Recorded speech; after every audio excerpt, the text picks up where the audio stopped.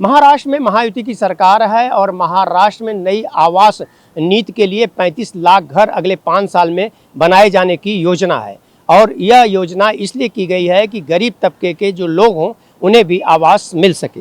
महाराष्ट्र की नई आवास गृह निर्माण नीति 2025 को राज्य मंत्रिमंडल ने मंजूरी दी है और इसके तहत अगले 5 साल 2030 तक 35 लाख घर बनाने का लक्ष्य रखा गया है। आर्थिक रूप से कमजोर तबके के सामाजिक गृह निर्माण MIG और अल्प आय समूह के LIG घर बनाए जाएंगे।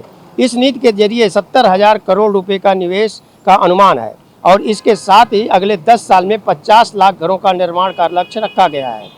मेरा घर मेरा अधिकार के तहत साल 2030 तक राज्य के प्रत्येक नागरिक को शाश्वत, सुरक्षित और पर्यावरण पूरक घर उपलब्ध कराने की परिकल्पना की गई है। और इसमें पहले राज्य सरकार ने 2007 में आवास नीति बनाई थी और इसके 18 साल बाद राज्य सरकार ने नई आवास नीति तैयार की है जो 10 साल तक लागू रहेगी। 2030 में मुख्यमंत्री के स्तर पर नीति की व्यापक समीक्षा की जाएगी और नई आवास नीति में निम्न आय वर्ग के वरिष्ठ नागरिकों, नौकरी पेशा महिलाओं, विद्यार्थियों, औद्योगिक मजदूरों के लिए 10 साल पर किराए पर देने के बाद उन्हें आवास का मालिकाना हक भी दिया जाएगा।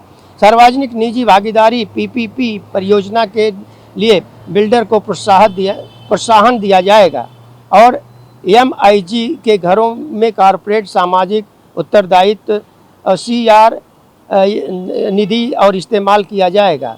साल 2026 तक सभी जिलों में घरों की ज़रूरत सर्वेक्षण और विश्लेषण करके योजनाएं लागू की जाएंगी।